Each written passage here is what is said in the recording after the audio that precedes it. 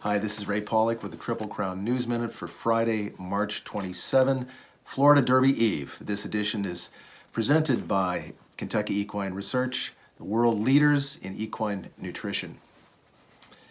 If you're out there practicing social distancing, trying to do your part to flatten the curve, thank you. I appreciate that. We all do. These are very difficult times we're going through.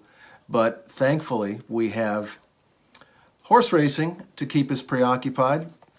And Florida Derby Day is a phenomenal 14-race card, the highlight of which, of course, is the Florida Derby, the 14th race on the afternoon. There'll be a mandatory payout in the Rainbow Six. That's going to have an enormous pool. Several of the other pools are guaranteed. I won't get into all the races. Today, I want to take a quick look at the Florida Derby itself.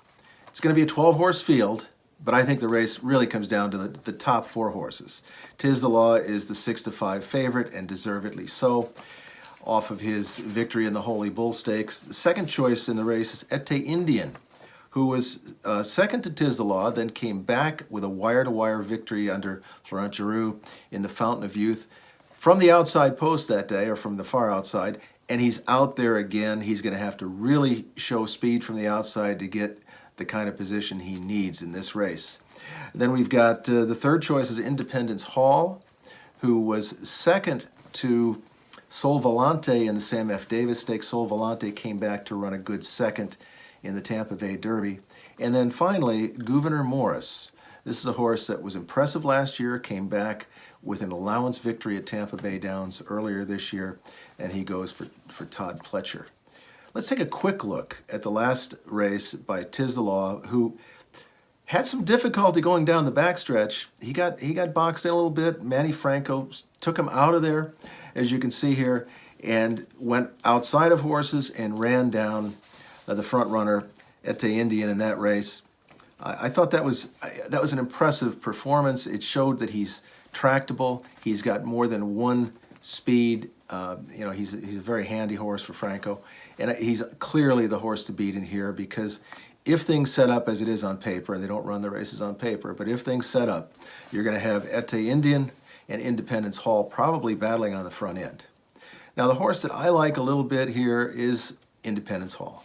In the Sam F. Davis, he went to the lead right away and then allowed 2 horses, 2 long shots, to go to the front and duel, and he sat just off of them.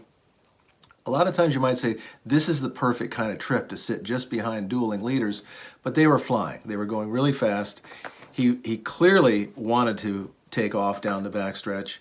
He was not really rating comfortably in this race.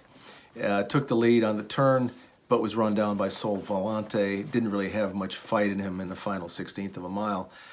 I think there's a chance that he's going to go right to the lead here in the Florida Derby, and he's not going to look back. He's got the good post position. Joel Rosario, who rode him in his maiden race, is back aboard for the Florida Derby.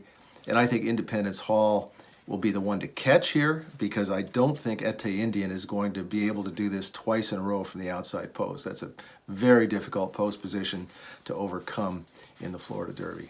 So that's the way I see it. I see Independence Hall for the upset. Maybe Tiz the Law second. Throw in a long shot in your trifecta. Enjoy the fact that we have racing this weekend. Take care of yourself. Take care of your family. Listen to your local authorities. Do the right thing. Let's get through this. And we'll see when we have more Derby preps. We've got the Santa Anita Derby in a week, the Arkansas Derby on May 2nd, which has been postponed from its original date. And then it's going to be a while before we have the Kentucky Derby, and there is no decision yet on when the Preakness and the Belmont Stakes will be run. It's been a very unusual year. Let's get through it. For over 30 years, Kentucky Equine Research has measured the effects of diet changes in thoroughbreds, including active racehorses. These results are used to develop high-quality feeds, ingredients, and supplements that top feed manufacturers, veterinarians, and trainers rely on worldwide. Learn more at KER.com. Kentucky Equine Research, world leaders in equine nutrition.